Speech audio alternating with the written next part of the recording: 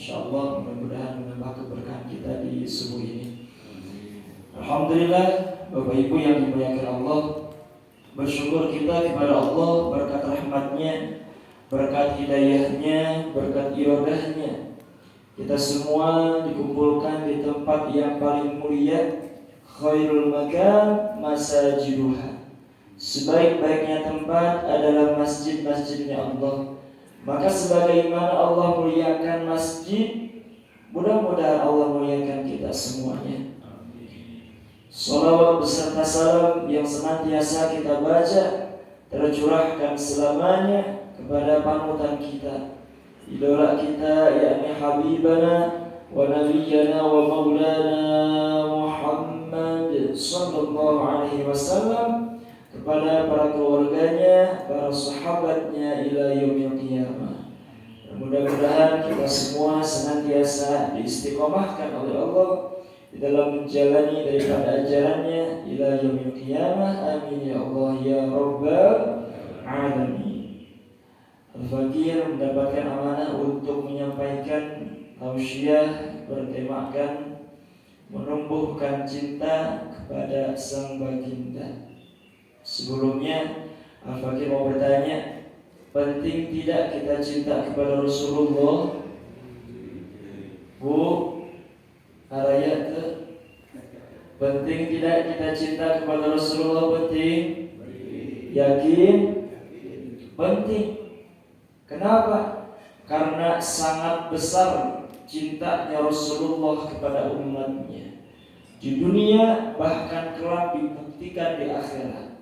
Bagaimana Nabi kita Muhammad SAW mendedikasikan hidupnya, semasa hidupnya untuk umatnya.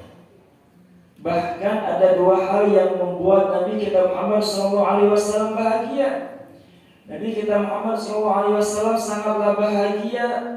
Yang pertama, manakala mendapati umatnya bahagia.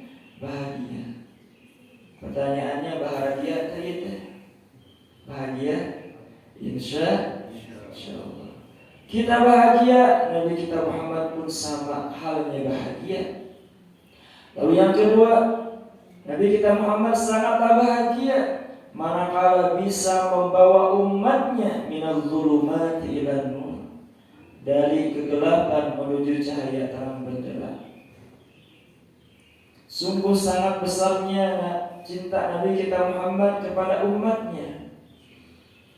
Bahkan ketika kita merasa ada orang yang cinta kepada diri kita, sayang kepada diri kita, tentunya rasa-rasanya kita pun akan membalas rasa sayangnya itu kepada manusia biasa. Maka pertanyaannya, manakala yang cintanya ini adalah sosok manusia yang paling mulia dan dimuliakan Allah, maka tentunya jawabannya harus kita kembali membalas cinta kita kepada Rasulullah.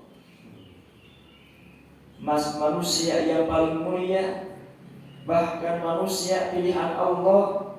Ketika Nabi Adam alaihissalam berada di dalam surga, maka Nabi Adam alaihissalam melihat tiang-tiang yang berada di surga berlafadzkan kalimat la ilaha illallah.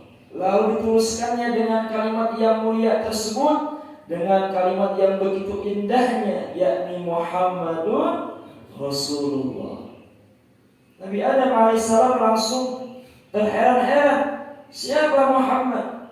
Sehingga namanya disandingkan dengan zat yang paling mulia, la ilaha illallah, yang mana dikatakan bahwasanya miftahul jannah la ilaha illallah. Kunci daripada surga itu adalah la ilaha illallah. Bahkan Nabi kita katakan bahwasanya barang siapa yang meninggal dunia, akhir kalamnya mengucapkan kalimat la ilaha illallah, kata Nabi, dakhalal jannah, maka akan dijamin masuk surga. Ini menunjukkan bahwasanya kelak di sakaratul maut itu berat seseorang untuk melafalkan kalimat la ilaha illallah. Tidak mudah seorang untuk mengucapkan kalimat Allah. Bahkan banyak di antara mereka yang sakaratul maut harus dibimbing oleh keluarganya. Maka mudah-mudahan kita semua ketika nanti akhir hayat tiba dimudahkan oleh Allah lisan kita untuk mengucapkan kalimat la ilaha illallah. La ilaha illallah Muhammadur Rasulullah. Maka Nabi Adam langsung meyakini bahwasanya nama Muhammad bukan orang biasa saja. Nama Muhammad bukan orang yang hanya sebatas tulisannya saja menempel di tiang-tiang surga, bukan. Melainkan Nabi kita Muhammad diyakini oleh Nabi Adam kala itu merupakan manusia yang istimewa, manusia yang bukan biasa saja karena zatnya, karena namanya disandingkan dengan zat yang paling mulia, yakni Allah Subhanahu wa ta'ala. Datanglah malaikat Jibril alaihissalam kepada Nabi Adam. Ya Adam, qul sallallahu ala Muhammad. Wahai Nabi Adam, katakanlah sallallahu ala Muhammad. Ternyata Bapak Ibu yang dimuliakan Allah, yang pertama kali bersolawat bukan kita umatnya. Yang pertama kali bersolawat bukan para sahabat, bukan keluarganya Nabi, melainkan manusia yang pertama kali diciptakan oleh Allah, Nabi Adam alaihissalam pun sama bersolawat kepada Nabi kita Muhammad sallallahu alaihi wasallam. Padahal nabinya belum ada, belum hidup, akan tapi Nabi Adam alaihissalam sudah bersolawat kepada Nabi kita Muhammad sallallahu alaihi wasallam. Maka ada salah satu perintah yang berbeda dengan perintah lainnya. Ketika Allah perintahkan kepada kita untuk sholat, untuk zakat, wa aqamus sholat, wa atuz zakat, laksanakanlah sholat, laksanakanlah zakat. Allah tidak katakan bahwasanya aku pun juga sholat. Allah tidak katakan bahwasanya aku pun juga zakat. Akan tapi ada perintah yang Masya Allah spesial, yakni Allah katakan, aku beserta para malaikat-malaikatku bersalawat ala Nabi Muhammad. Innallaha wa malaikatahu yusalluna ala Nabi. Ya ayyuhalladzina amanu sallu alaihi wa sallimu taslima. Wahai orang-orang yang beriman, wahai orang-orang yang percaya kepada Allah, percaya kepada Rasulullah, percaya kepada kebenaran Al-Quran, bersalawatlah kepada Nabi kita Muhammad sallallahu alaihi wasallam. Maka alhamdulillah, selain daripada nikmat yang agung kita memiliki iman, kita beragama Islam, kita pun memiliki nikmat yang sangat agung, yakni dijadikannya umat Nabi Muhammad sallallahu alaihi wasallam. Karena mengapa? Seorang Nabi Musa alaihissalam ketika berbicara kepada Allah, ketika meminta kepada Allah, Allah katakan kepada Musa, wahai Musa, ketika engkau berbicara kepadaku, minta kepadaku, masih ada 70.000 hijab yang menghalanginya. Sebarang 70.000 hijab. Akan tapi wahai Musa, akan ada umat di akhir zaman yang mana ketika mereka mengadahkan kedua tangannya meminta kepada kata Allah, maka aku akan lebih dekat kepadanya melebihi daripada urat nadinya. Masya Allah. Ini menunjukkan bahwasanya umat di akhir zaman ketika mereka mengadahkan kedua tangannya meminta kepada Allah, Allah itu sungguh dekat kepadanya, bahkan melebihi daripada urat nadinya. Maka Nabi Musa alaihissalam langsung minta kepada Allah, ya Allah, jadikanlah aku Nabi akhir zaman. Tidak bisa, kata Allah. Kalau begitu ya Allah, jadikanlah aku umat akhir zaman. Tidak bisa pula. Maka bersyukurlah Bapak Ibu yang dimuliakan Allah, tanpa pernah kita meminta kepada Allah, Allah pilih kita semuanya dijadikannya umat akhir zaman, umatnya Nabi Muhammad sallallahu alaihi wasallam. Di saat nanti di alam mahsyar itu semua manusia dikumpulkan dari awal hingga akhir, betapa banyaknya, bahkan dikatakan jarak antara matahari dengan semua manusia di alam mahsyar sungguh dekat. Bahkan dikatakan pula ada mereka yang dibenam oleh keringat sampai lututnya, sampai dadanya, bahkan sampai mulutnya. Akan tapi banyak di antara mereka yang di alam mahsyarnya tidak demikian, melainkan justru mendapatkan naungan dari Allah Subhanahu wa taala. Salah satunya mereka yang berkumpul di dunia saling mengasihi karena Allah. Maka mudah-mudahan sebagaimana Allah kumpulkan kita di ini tempat, sebagaimana Allah kumpulkan kita di dunia, mudah-mudahan kalau Allah kumpulkan kita bersama di surga. Di alam mahsyar nanti berbondong-bondong manusia menghampiri Nabi Adam alaihissalam, meminta untuk segera dimulai pengadilan, meminta untuk ditolong, meminta untuk pertolongan bahwasanya agar selamat di alam mahsyarnya. Akan tapi apa kata Nabi Adam? Nabi Adam tidak bisa menolongnya, karena Nabi Adam merasa malu kepada Allah karena dirinya pernah melakukan satu perbuatan yang dilarang oleh Allah. Nabi Adam seorang nabi, pangkatnya nabi, manakala berbuat salah hanya satu kali saja langsung malu kepada Allah. Maka pertanyaannya, bagaimana dengan kita yang kesalahannya sudah tidak terhitung?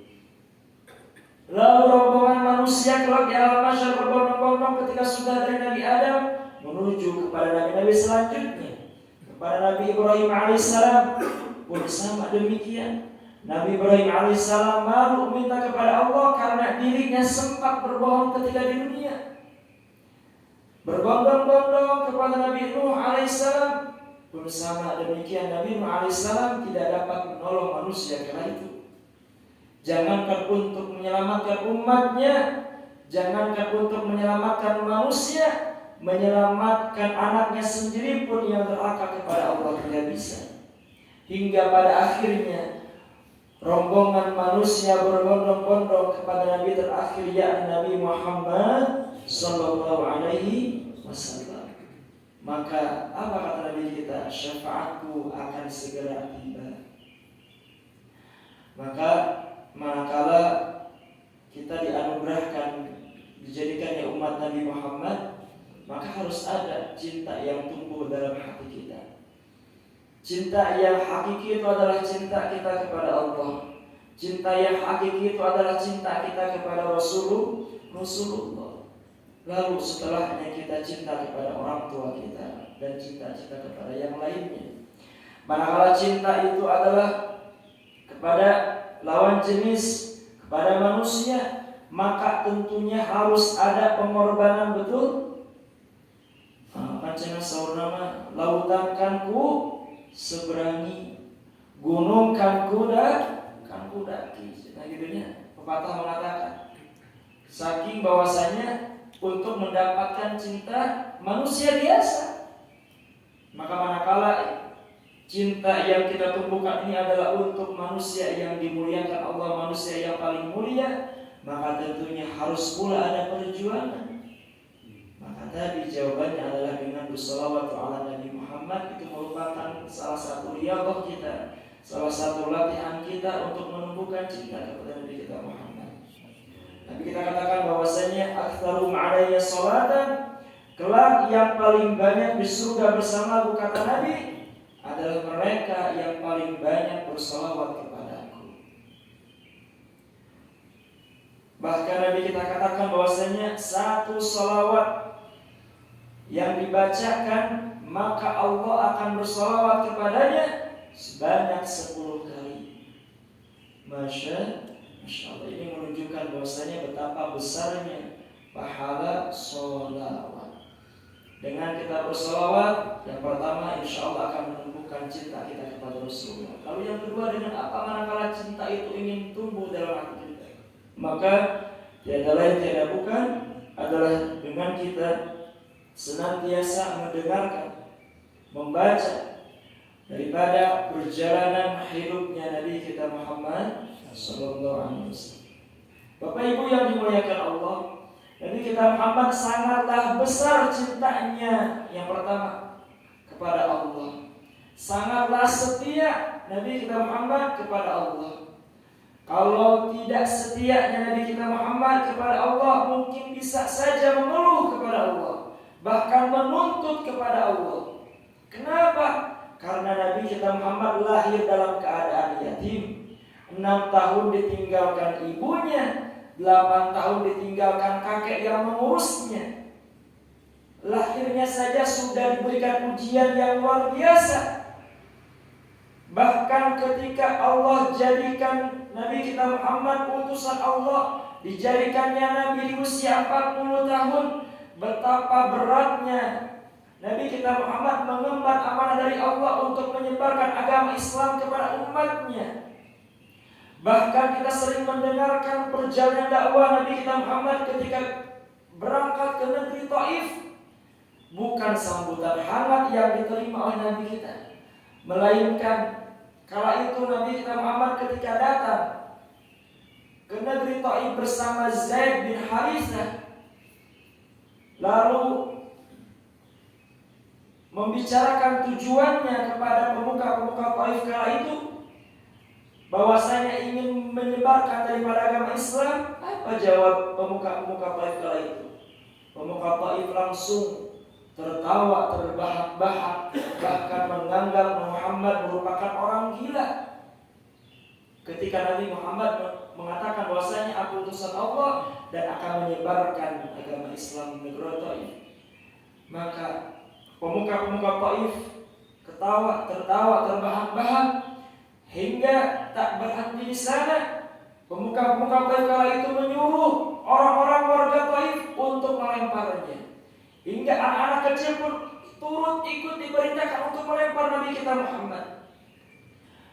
Hingga lemparan-lemparan yang begitu banyaknya terkena kepada Nabi Muhammad. Zaid bin Harithah berusaha menghalangi dari arah depan, dari arah samping, kiri kanannya, hingga lemparan batu tersebut tidak bisa lagi dihindarkan. Maka Zaid bin Harithah membawa Nabi kita Muhammad bersembunyi di balik batu yang besar.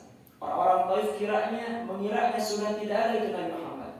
Padahal Nabi kita Muhammad masih ada di wilayah Taif, bersembunyi di balik batu yang besar. Maka datanglah malaikat penjaga gunung.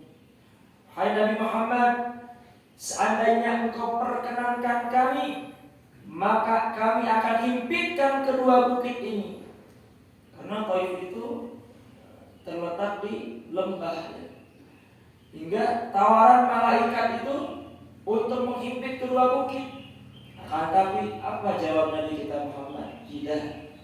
Mereka berbuat demikian karena mereka tidak tahu mereka adalah umatku. Lihat bagaimana betapa sabarnya Nabi kita Muhammad di dalam menyebarkan agama Islam. Bahkan ketika mendapati umatnya, melemparinya dengan batu hingga darahnya menetes ke tanah.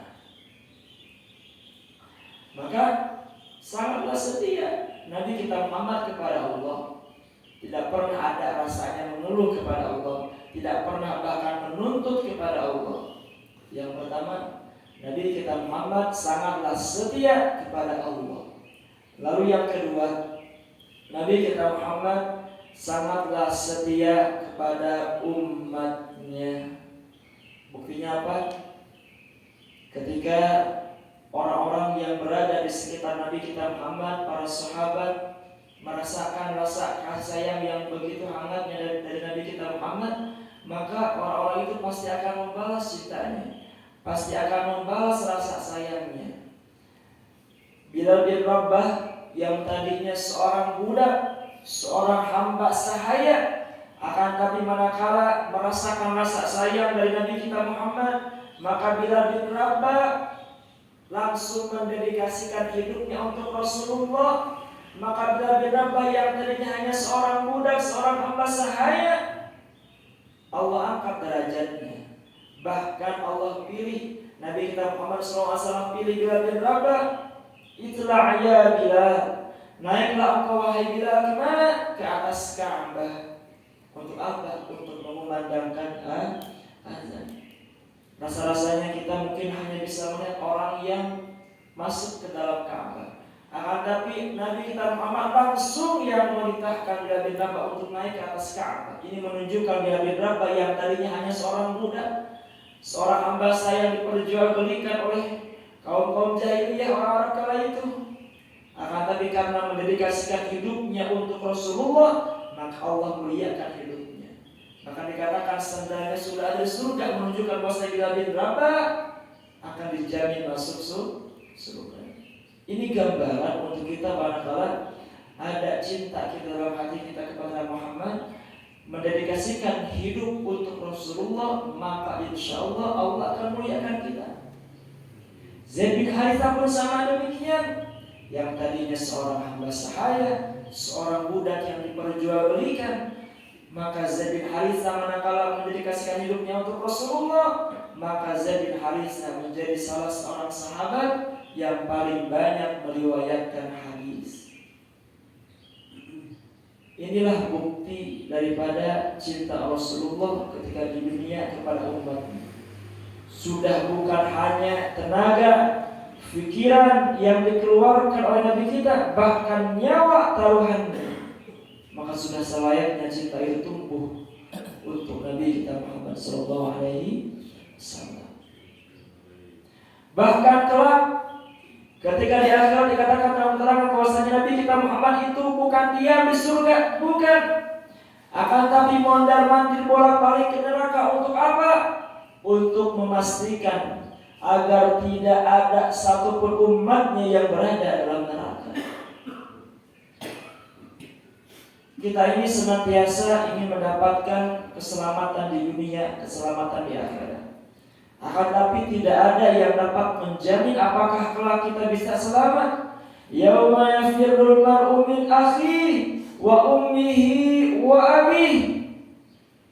Jangankan kita dengan tetangga saudara kita, ternyata kelak di akhirat ayah lari dari anaknya, anak lari dari orang tuanya. Mengapa? Likulli imri'in minhum yawma idzin sya'nun yughni. Mereka lari-lari karena mengapa? Takut dituntut. Karena mengapa? Ingin mengurus urusannya sendiri. Di saat nanti di yaumil akhir, yauma la yanfa'u malun wala banun, sudah tidak berguna lagi harta kita, sudah tidak berguna lagi anak-anak kita kelak. Akan tapi akan ada anak-anak yang dapat memberikan syafaat kepada orang tuanya. Inilah yang kita harapkan bersama. Maka ketika nanti rombongan manusia itu menghampiri Nabi kita Muhammad SAW minta syafaat, inilah harapan kita. Manakala amal ibadah kita kurang, amal kebaikan kita sedikit, yang lebih banyak adalah maksiat kita, maka di sana kita membutuhkan syafaat. Maka ada dua syarat kita mendapatkan syafaat Nabi kita Muhammad SAW. Yang pertama, syafaatnya Nabi kita Muhammad bisa kita dapatkan manakala kita senantiasa menjaga sholat. Sholat ini merupakan modal utama seseorang mendapatkan syafaatnya Rasulullah. Mengapa? Sholat merupakan kunci daripada amalan yang lainnya diterima oleh Allah. Sholat merupakan amalan yang pertama kali diperhitungkan di hadapan Allah, bahkan menjadi penentu amalan-amalan yang lainnya diterima. Sholatnya baik, amalan yang lainnya terbawa menjadi baik. Sholatnya tidak baik, amalan yang lainnya sebanyak apapun, sebesar apapun sedekah yang dikeluarkan, infak, wakaf dan lainnya, manakala sholatnya tidak baik, maka amalan yang lainnya pun sama terbawa menjadi tidak baik. Maka sholat ini menjadi penentu utama. Seburuk apapun kita, sebanyak apapun maksiat yang kita lakukan, akan tapi jangan sampai kita berani untuk meninggalkan sholat. Itu yang pertama. Maka yang kedua, syarat kita mendapatkan syafaatnya Rasulullah adalah dengan kita memperbanyak sholawat ala Nabi Muhammad. Siap bersolawat, siap keluarkan suaranya, siap. Sallallahu ala Muhammad, sallallahu alaihi wasallam, sallallahu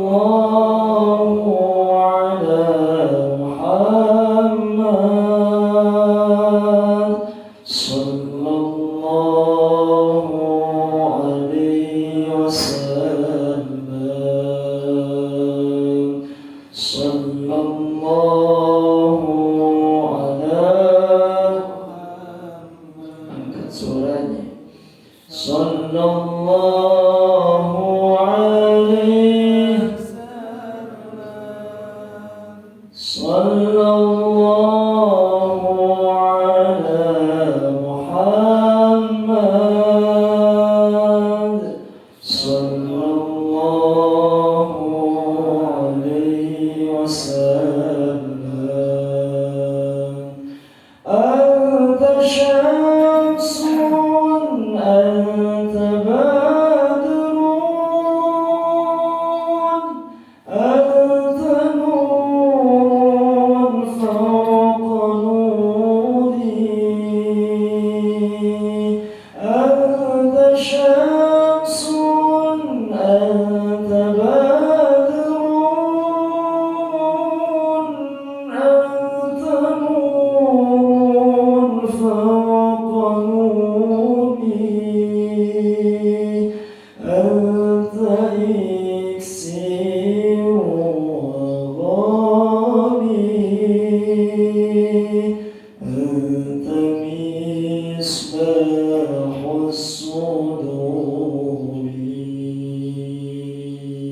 sallallahu ala Muhammad sallallahu alaihi wasallam sallallahu ala Muhammad sallallahu alaihi wasallam. Allahumma shalli wa sallim wa barik alaihi. Mudah-mudahan dengan kita mendengarkan daripada perjalanan hidupnya Nabi kita Muhammad, tumbuh dalam hati kita cinta. Senantiasa kita dawam membaca salawat. Mudah-mudahan Allah senantiasa berikan kepada kita keberkahannya, maghfirahnya, ampunannya dan umatnya. Dan mudah-mudahan Nabi kita Muhammad mengakui kita sebagai umatnya. Sebagaimana Allah kumpulkan kita di dunia, kelak mudah-mudahan Allah kumpulkan kita bersama di surga. Amin. Ya Allah ya Rabbal Alamin. Kurang terlebihnya dimaafkan. Sebelum tutup barangkali ada pertanyaan.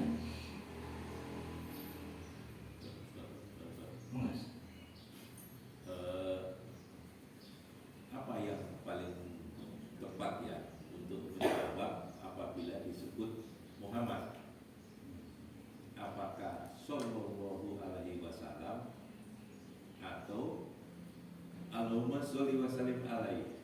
Kalau di kampung saya itu kalau disebut Nabi Muhammad itu selalu Allahumma sholli wa sallim alaihi.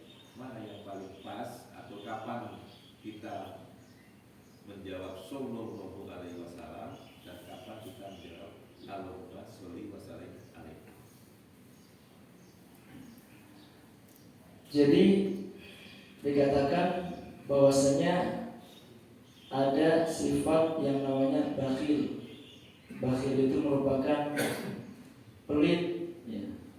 Maka orang yang paling pelit itu adalah yang pertama, manakala didengarkannya azan tidak ikut juga untuk mengucapkan kalimat azan. Itu yang pertama. Yang kedua, yang paling pelit di antara orang yang paling pelit adalah manakala diucapkannya nama Muhammad, lisannya tidak bersalawat kepada Nabi Muhammad. Pertanyaannya, apakah sallallahu alaihi wasallam? Apa Allahumma sholli wa sallim wa barik alaihi? Jawabannya adalah hanya bersalawat. Yang penting manakala kita mendengar nama Muhammad, jawaban lisan kita adalah bersalawat kepada Nabi Muhammad. Cuma memang manakala kita mendengarkan nama Muhammad, minimal lisan kita mengucapkan kalimat sallallahu alaihi wasallam. Kalau ingin lebih-lebih, manakala ketika kita mendengarkan seperti tadi disampaikan bagaimana perjalanan Nabi kita Muhammad ke negeri Taif, maka semakin hadir dalam hati kita kekaguman kepada Nabi kita Muhammad, maka boleh dengan ucapan shalawat yang lebih panjang, Allahumma sholli wa sallim wa barik alaihi. Saking kita kagumnya dengan Nabi Muhammad, saking kita ini luar biasa kepada perjalanan Nabi kita Muhammad, maka silahkan Manakala minimalnya ketika kita mendengarkan nama Muhammad sallallahu alaihi wasallam, supaya kita tidak termasuk kepada orang-orang yang pelit. Sallallahu alaihi wasallam. Allahumma shalli wa sallim wa barik. Ada lagi barangkali satu lagi sebelum tutup? Tidak cukup. Alhamdulillah, kurang lebihnya mohon dimaafkan. Mari sama-sama kita tutup dengan doa kifaratul majlis. Subhanakallahumma wa bihamdika asyhadu an la ilaha illa anta astaghfiruka wa atubu ilaik. Wa'alafu minkum barakallahu fikum. Assalamualaikum warahmatullahi wabarakatuh.